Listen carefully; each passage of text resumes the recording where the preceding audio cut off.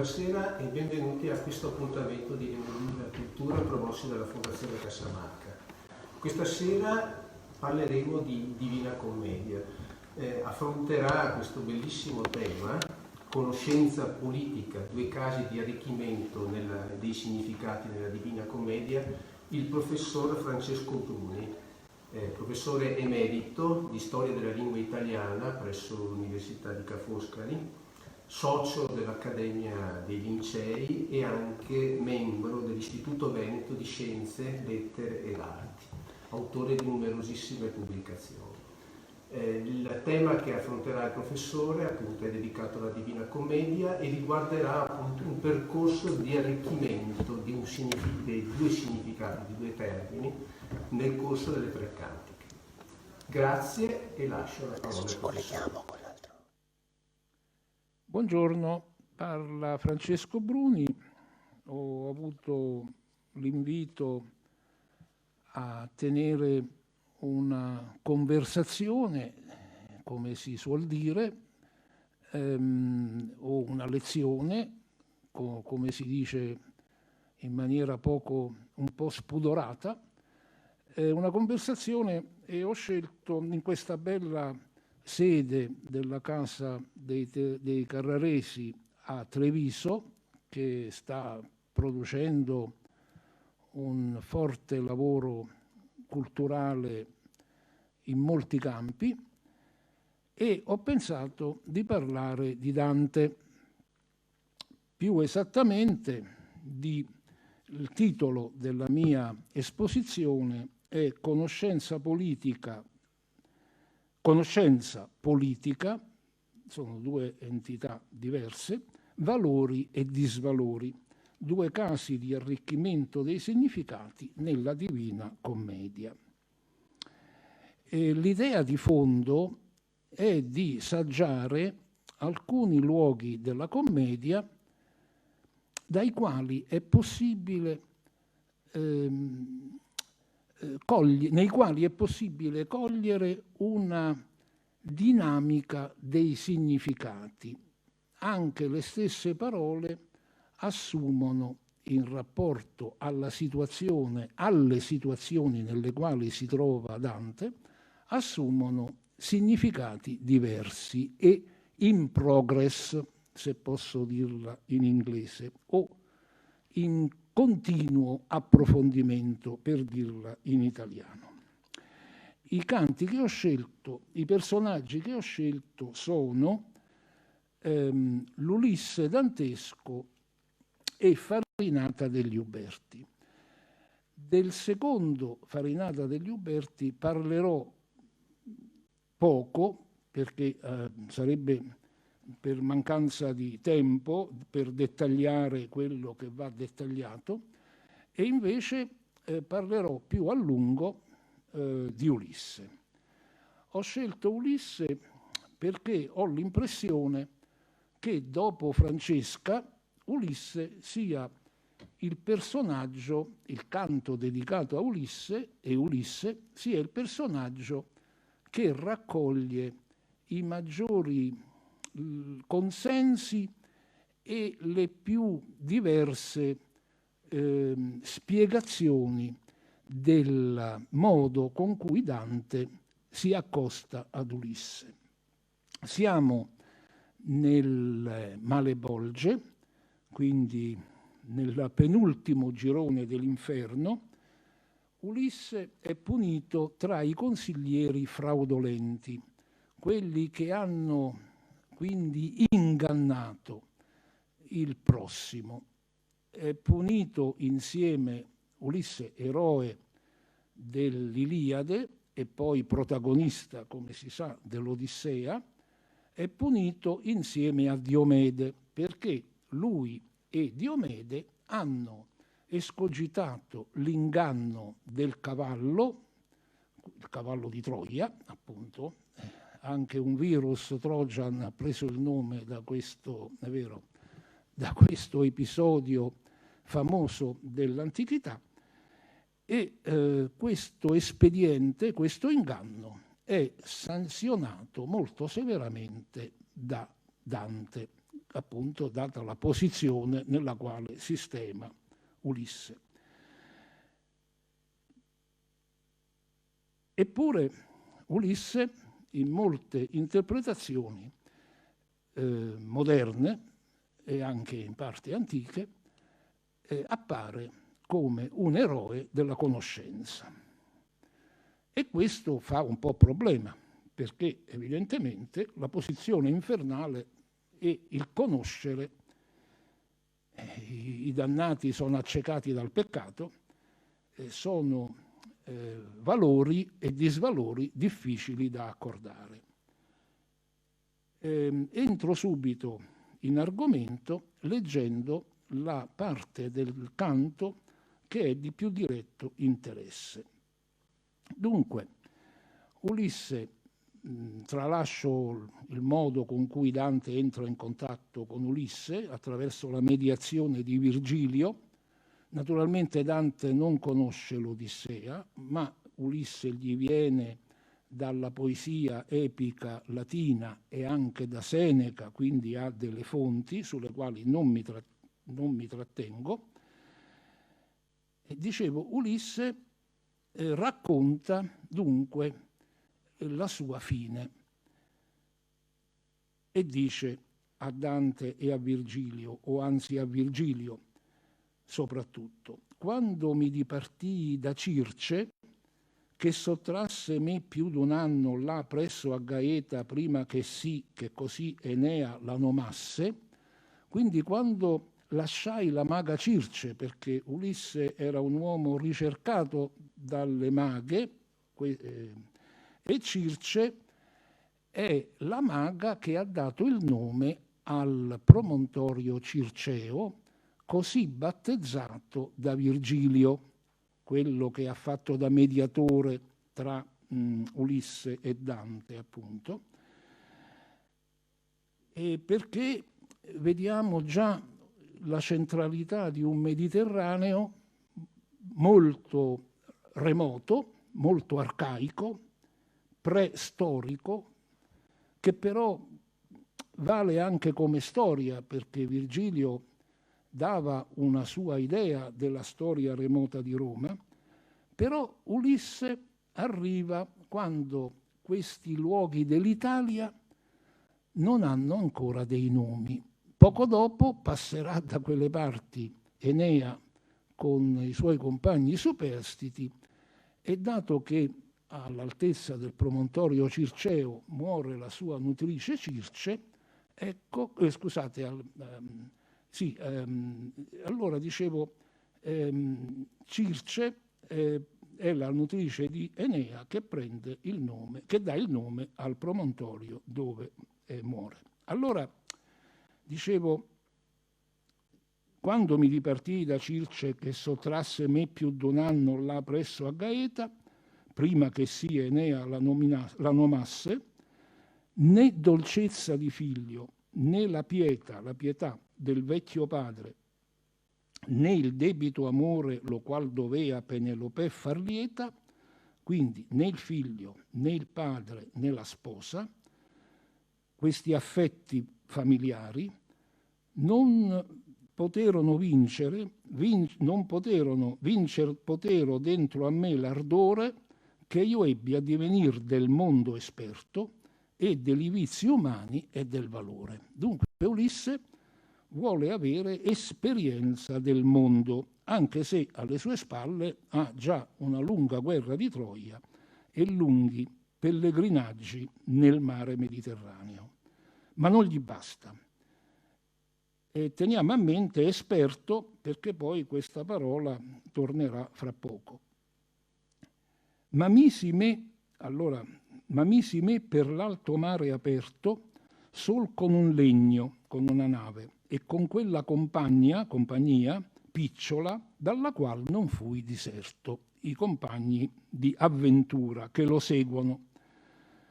Ma misi me per l'alto mare aperto sol con un legno e con quella compagnia picciola dalla qual non fui diserto. L'un lito e l'altro vidi infin la Spagna, fin nel Morrocco e l'isola dei Sardi, e l'altre che quel mare intorno bagna. L'idea classica e anche ancora medievale dei punti cardinali privilegia l'orientamento est-ovest o, che è lo stesso, ovest-est, per la buona ragione che nei poli la vita è difficilissima, praticamente impossibile a causa dei grandi freddi, e all'equatore la vita è altrettanto difficile a causa delle grandi calure. E questo viaggio di Ulisse va da ovest verso est e come si capisce dai nomi geografici, la Spagna a destra, appunto, il Marocco a sinistra, l'isola dei Sardi e le altre isole di nuovo a destra, che saranno le Baleari, e quindi va verso quello che è lo stretto di Gibilterra.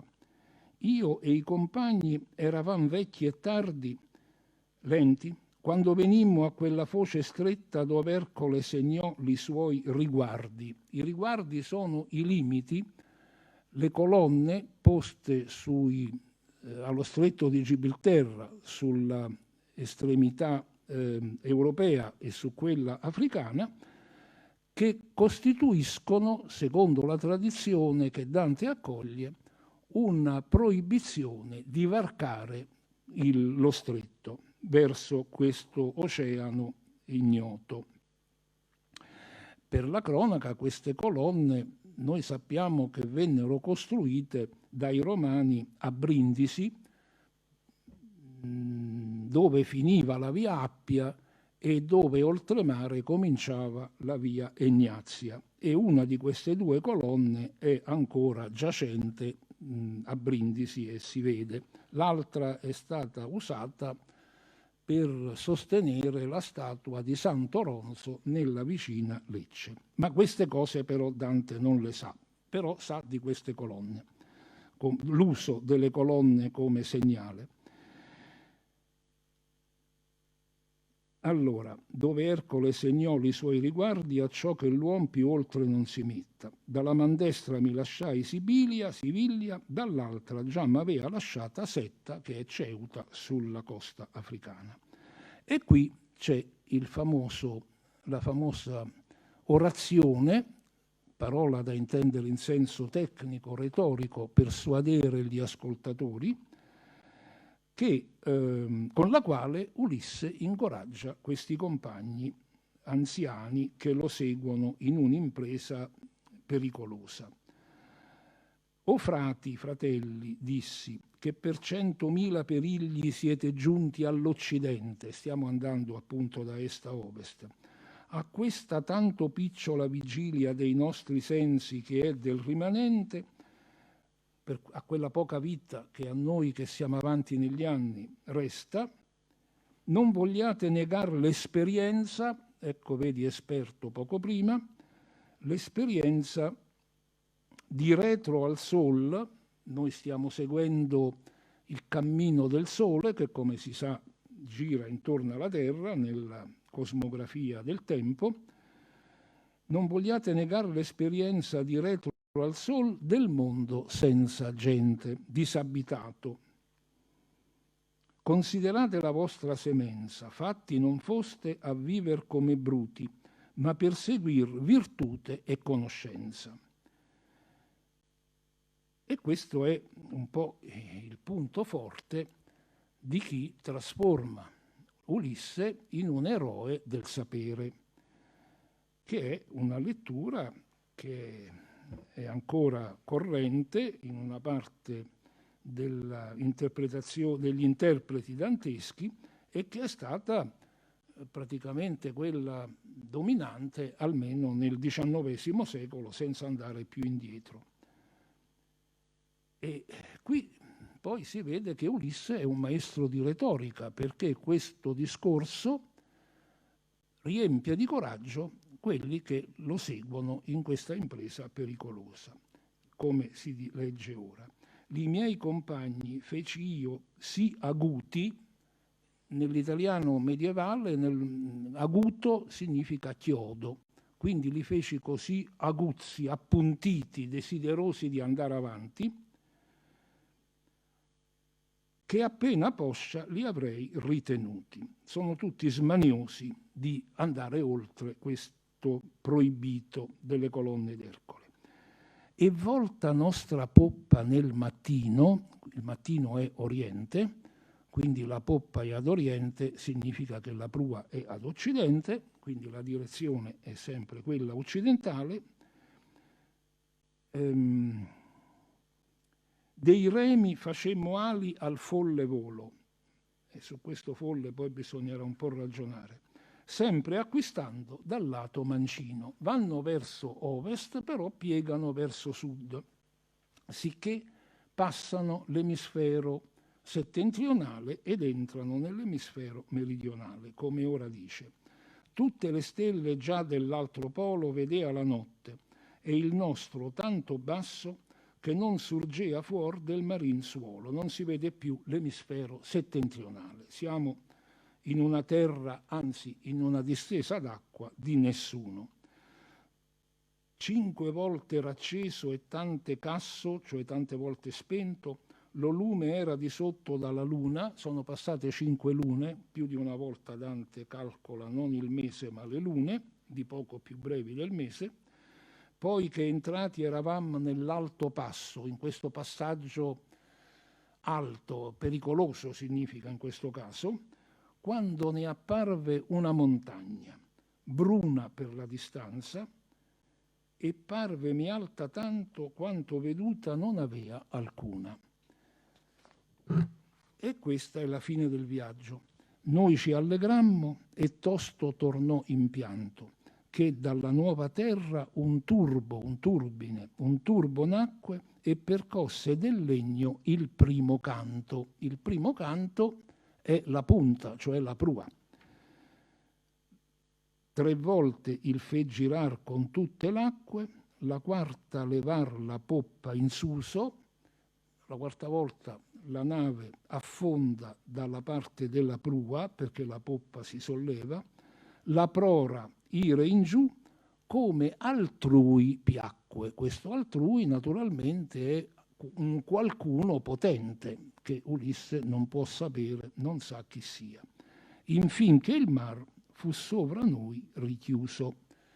Ecco, ho dovuto leggere buona parte del canto perché, per mostrare l'articolazione del racconto di Ulisse. Ora facciamo un salto verso l'alto invece che sui 4 punti cardinali, seguendo Dante nel Paradiso, il Purgatorio e poi il Paradiso. In uno degli ultimi canti del Paradiso, Beatrice invita Dante a guardare il mondo, la terra, che come si sa nel sistema dantesco è al centro del sistema solare.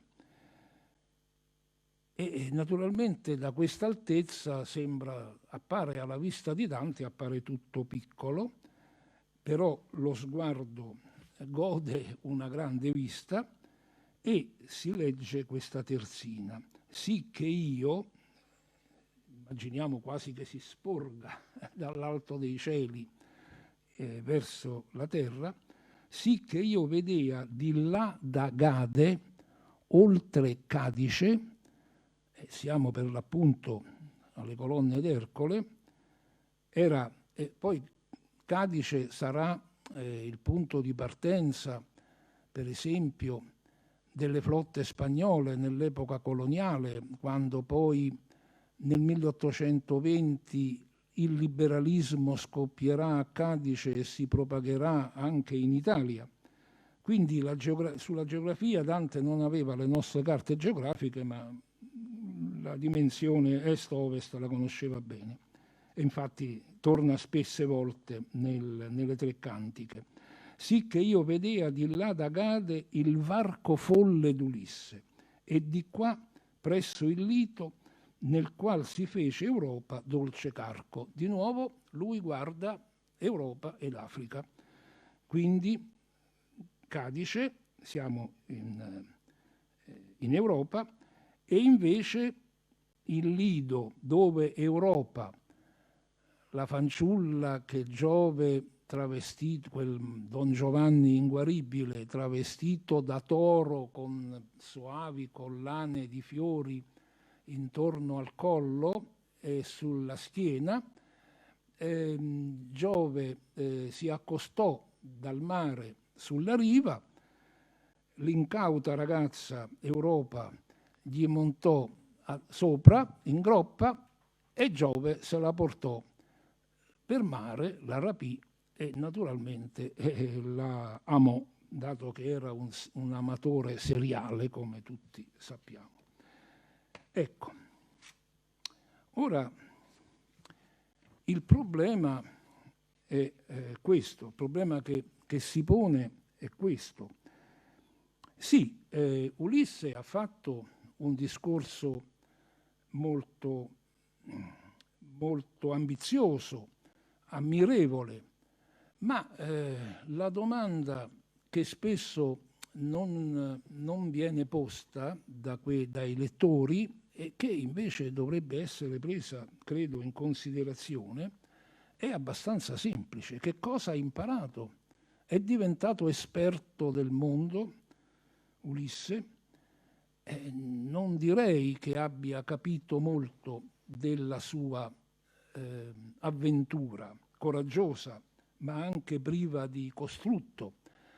Ha abbandonato gli affetti familiari, ha abbandonato la sua isola ed è partito per una destinazione ignota, dalla quale ha ricavato la morte sua e dei suoi compagni senza acquisti né per il prossimo né per gli protagonisti del viaggio. Questa può essere ritenuta una lettura un po' arcigna, però insomma il problema va posto, perché come dire,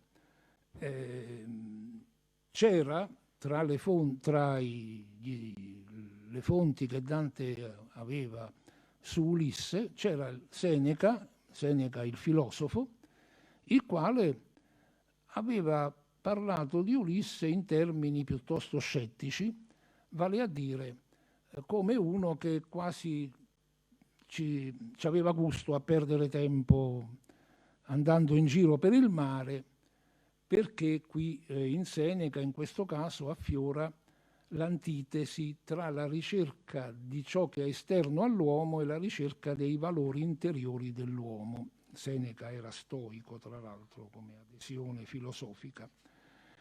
E poi c'è un altro punto più puntuale, scusate il gioco di parole, che va meditato, e per questo parlavo di un approfondimento dei significati. Perché Ulisse ha detto: dei remi facemmo ali al folle volo, e nel Paradiso Dante guarda il varco folle di Ulisse, il varco, il passaggio dello stretto di Gibilterra. E propongo che questo folle, purtroppo non siamo interattivi e quindi non posso discutere con chi ascolta il problema come mi sarebbe piaciuto, ma tra le minori conseguenze del virus c'è anche questa, ce ne sono di più gravi naturalmente. Dicevo, non è possibile che questo folle abbia lo stesso significato nell'inferno e nel paradiso. Avanzo l'ipotesi, da discutere per carità, che quando è Ulisse a dire facemmo ali al folle volo, folle, pazzo, pretenzioso, perché è andata a finire male l'avventura. E quando invece è Dante che dice il folle volo d'Ulisse, folle ha un valore non del vincere o del perdere la scommessa, del vincere o di di riuscire a superare il viaggio pericoloso o di affondare durante il viaggio. Per cui stupido è chi perde, e grande è chi vince. Ma è un giudizio morale. Perché? Perché è un giudizio morale? Ma perché Dante aveva altri testi, altri autori. Virgilio, per l'appunto, nella fattispecie, che su questo argomento, non su Ulisse, però aveva valori assai diversi. E la cosa si può, senza perdere troppo tempo, che comincia a passare rapidamente, senza perdere troppo tempo, si trova al bell'inizio nel primo libro dell'Eneide virgiliana, dove Virgilio comincia il racconto del poema con i troiani perseguitati da Giunone, loro nemica, che cerca di affondare con le tempeste marine il viaggio delle navi di Enea, perché si sa, Giove e Giunone fanno il tifo, diciamo così, per eroi diversi. Leggo nella traduzione di Enzio Cetrangolo un passo breve dal primo libro dell'Eneide, nel quale Virgilio racconta dei troiani che, dopo una tempesta che ha diminuito il numero delle poche navi che Enea guida senza sapere bene la strada, perché anche Enea ha un obiettivo, ma è un obiettivo raggiungere il Lazio, la foce del Tevere, è un obiettivo che gli si scopre mano a mano durante il viaggio, non nasce già, non parte da Troia avendo le idee chiare, segue la volontà degli dei che gli dicono: prendi il padre, la madre, il figlio, la famiglia che Ulisse ha abbandonato, quindi Enea lo vedo un po' come l'antitipo di Ulisse, cioè lo vede Virgilio veramente, insomma.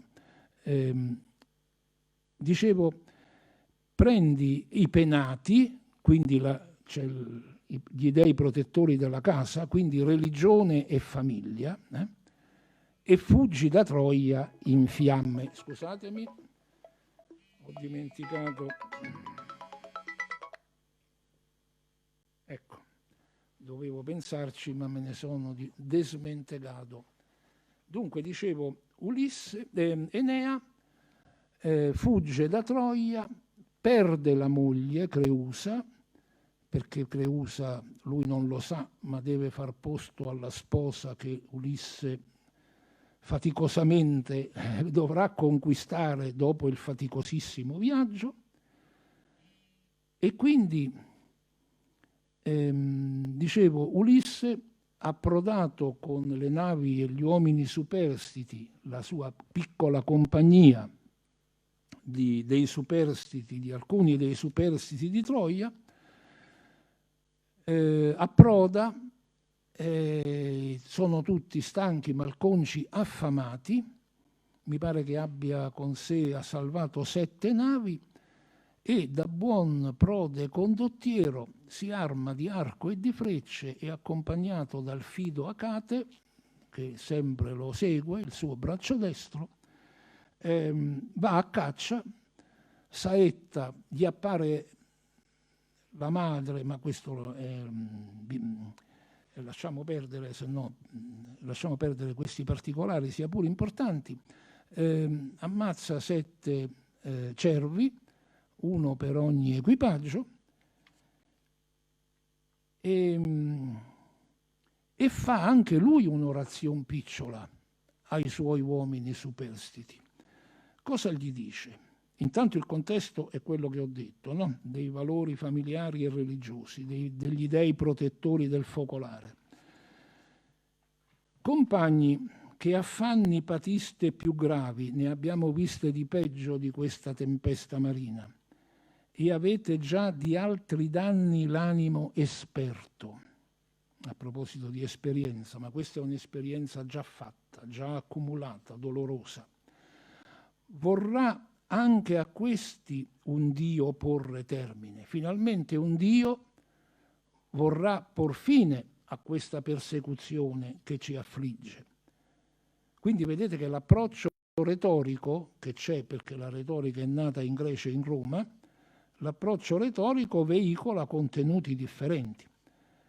Voi che foste vicini al furore di Scilla, quando i troiani hanno passato l'attuale stretto di Messina, custodito da Scilla e Cariddi, due mostri, voi che foste vicini al furore di Scilla e udiste il suono del turbine battere contro lo scoglio, che dei ciclopi vedeste anche le rupi e le grotte, una piccola sintesi dei grandi pericoli che hanno superato, riprendete il coraggio, perché questi sono scoraggiati, sono scorati, si sarebbe detto un po' di tempo fa.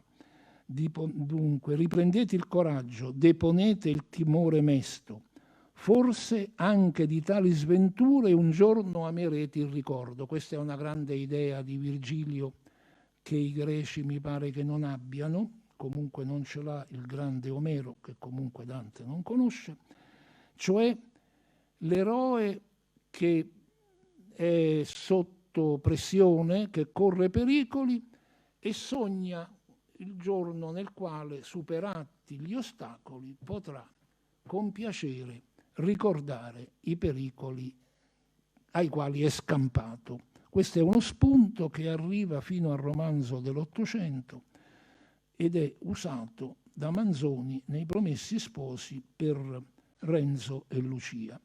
Ma questa è una digressione professorale che mi fa perdere tempo e vi chiedo scusa. Si deve tra eventi diversi, tra tanti pericoli, raggiungere il Lazio. Ma dove diavolo è questo Lazio? È quello che Enea non sa e gli viene svelato a poco. Riposo che i fati promettono, dove il regno di Troia potrà rinnovarsi. Quindi Enea ha uno scopo preciso. Va verso l'ignoto, ma con lo scopo di far rinascere Troia. E che città, quella che nascerà dalla fusione tra i latini e i superstiti troiani che arrivano alle foci del Tevere. È forza resistere, serbarsi a sorti felici, dall'infelicità alla felicità. Se Virgilio fosse cristiano, cosa che non è, dall'inferno al paradiso, che è un po' il salto, credo io, forse, del folle che abbiamo letto nel canto di Ulisse e poi nello spunto paradisiaco che ho ricordato. Parla così e simula, nasconde dentro di sé, afflitto da gravi pensieri, simula, che cosa simula?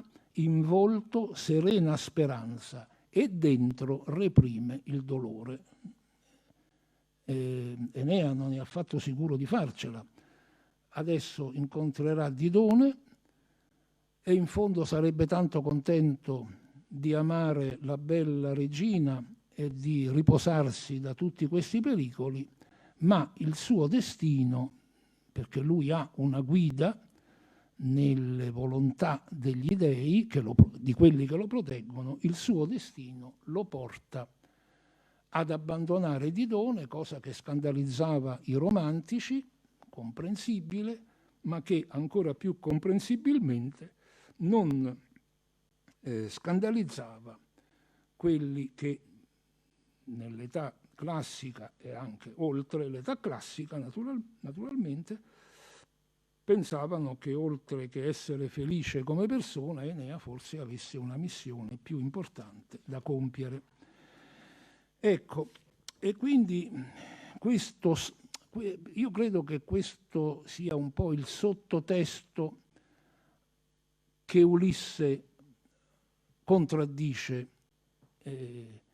nel suo discorso, che gli ha guadagnato tanti ammiratori, e l'ammirazione ci sta, ma che però non deve, insomma, cancellare il progresso che Dante esperisce nel viaggio dei tre regni. Quando lui incontra Ulisse è contagiato, come dice un interprete di cui ho ripubblicato un libro trascurato, ma a mio avviso tuttora molto interessante e molto valido per tanti aspetti. Come dicevo, Ulisse è solo l'esperienza del peccato che contagia Dante. Non a caso Dante sviene quando Francesca gli dice come è andato l'amore con il suo amante fino a che quel giorno più non vi leggemmo avanti. Insomma, poi Dante dell'amore torna a parlare tante volte nel Purgatorio e nel Paradiso, quindi bisogna vedere questa dinamica. Questa è la grandezza, uno dei motivi della grandezza di Dante. E credo di dovermi avviare a concludere. Allora,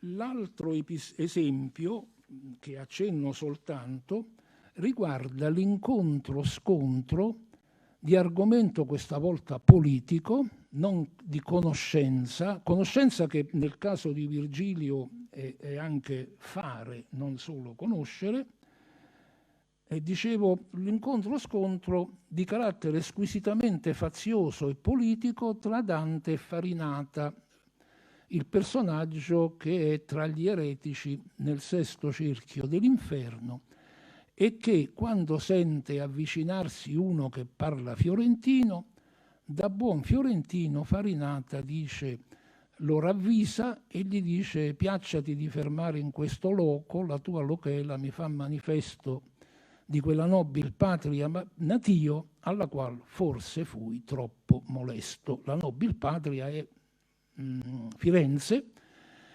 solo che uniti dentro le mura fiorentine, i fiorentini litigavano e si ammazzavano volentieri, dividendosi in guelfi e ghibellini. Non posso rifare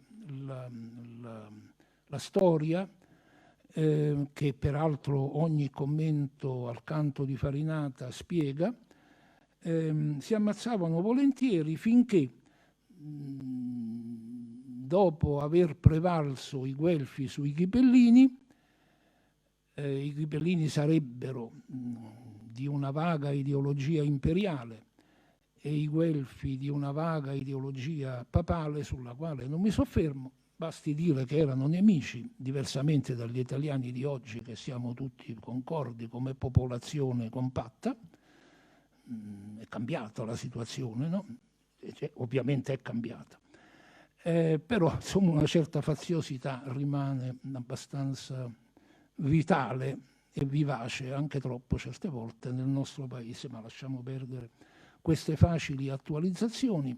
Dicevo, una volta che i ghibellini sono stati scacciati da Firenze, 2 volte sono stati scacciati, la prima volta tornano, la seconda no, è finita, devono vivere in esilio e non torneranno mai a Firenze. Allora che succede? Che i guelfi vincitori pensano bene di fare 2 partitelli, guelfi bianchi e guelfi neri, e di ricominciare le lotte. Ecco. E Firenze, è la grandezza della storia di Firenze anche nel farci toccare con mano queste caratteristiche che poi ritroviamo infinite volte nella storia italiana, non solo fiorentina, tranne, come dicevo prima, nell'Italia attuale, che fa felicemente eccezione. E Dante questa storia, lo sapete, l'ha sentita sulla sua pelle, perché l'esilio dantesco deriva dal fatto che Dante ebbe la pessima idea di essere un guelfo bianco perché altrimenti, se avesse voluto essere con i vincitori, sarebbe stato, perché vinsero insomma i Guelfi neri, e quindi l'esilio di Dante è un regalo della faziosità all'Italia, perché involontariamente fu quella l'esperienza che vari anni dopo spinse Dante a scrivere la Divina Commedia. Ora, e concludo, se lasciamo perdere il testo di Farinata, che è formidabile, perché comincia col chiedere a Dante chi furli maggior tui, chi sono i tuoi genitori, o più esattamente qual è il tuo clan familiare. Sono democristiani o sono comunisti? Sono guelfi bianchi o sono guelfi neri? Non faccio allusioni al governo attuale perché non saprei come dualizzare le cose, vista la notevole mescolanza che si legge e si registra. Dicevo, Dante da lì si comporta come fazioso allo stesso livello di Farinata, perché gli risponde per le rime. Ecco, sono poche terzine ma non le leggo, perché appunto chi è interessato, come spero che, insomma, che queste osservazioni invitano, come è chiaro, a rileggere Dante, dicevo, perché mi limito a leggere le parole di Diocleziano, dunque vediamo un po', di Giustiniano nel sesto canto nel sesto canto del Paradiso. Eccolo qua. Giustiniano, l'imperatore a cui si deve il diritto giustinianeo, imperatore d'Oriente che ha salvato il diritto romano, latino, a cui il Medioevo e oltre il Medioevo, a cui il Medioevo è assai debitore. Giustiniano, che è in Paradiso, si scaglia contro i Guelfi e contro i Ghibellini. Dante con Farinata ci mostra in atto lo scontro Guelfi e Ghibellini, e lui lì fa la parte del Guelfo, e ritorce contro Farinata le accuse che Farinata dice noi vi abbiamo cacciato 2 volte, già, ma noi però siamo tornati, risponde Dante. È allo stesso livello di Farinata, allo stesso livello politico, culturale, ideologico. Invece Giustiniano non risparmia né gli uni né gli altri. Perché? Perché Dante ha maturato già nella monarchia prima di scrivere la commedia, benché lasciamo perdere il rapporto tra monarchia e commedia. Dante ha maturato la convinzione che per la pace il mondo ha bisogno di un potere totale che assicuri la giustizia. Un ideale molto arduo, molto difficile, forse impossibile da realizzare, del quale però in questi tempi così contrastati dalla Cina agli Stati Uniti e al Brasile, passando per i paesi europei e per la comunità europea, capiamo come potesse affascinare Dante anche al di là della sua possibile realizzabilità. Basta con le attualizzazioni, ma i testi ci dicono, questi grandi testi, ha senso leggerli se da un lato restiamo fedeli e cerchiamo di capire che cosa ha voluto dire l'autore, e dall'altro perché sanno rispondere a domande di volta in volta nuove e diverse. Almeno questa è la mia convinzione, per quello che può valere. E concludo leggendo dunque queste 5 terzine pronunciate da Giustiniano. Omai puoi giudicar di quei cotali ch'io accusai di sopra e di lor falli, che son cagion di tutti i vostri mali. Chi sono questi cotali? Sono la Casa di Francia e l'impero germanico, che si lottano, e Dante biasima acerbamente la casa francese che non si rassegna ad obbedire all'impero.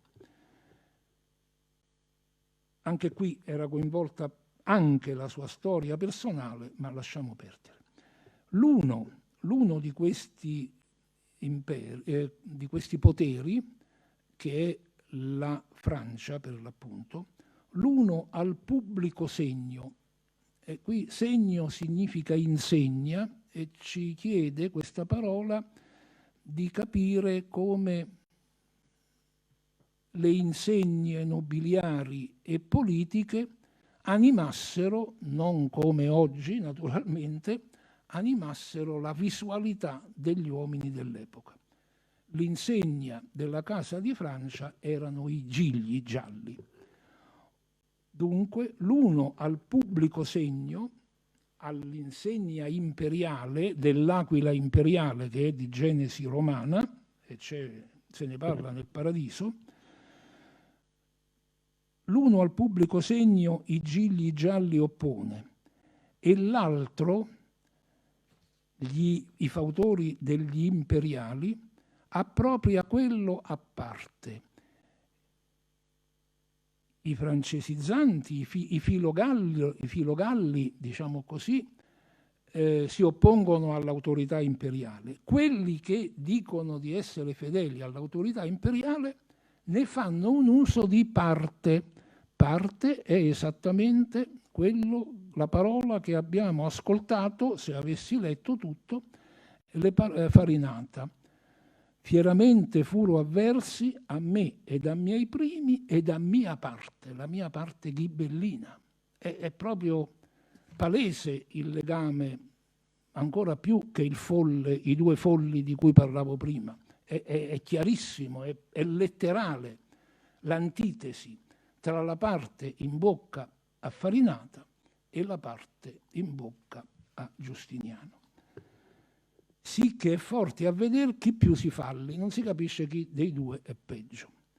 Faccian li ghibellin, faccian l'orarte sotto altro segno, i ghibellini non facciano mistificazioni, si prendano un altro stemma per le loro porcherie politiche.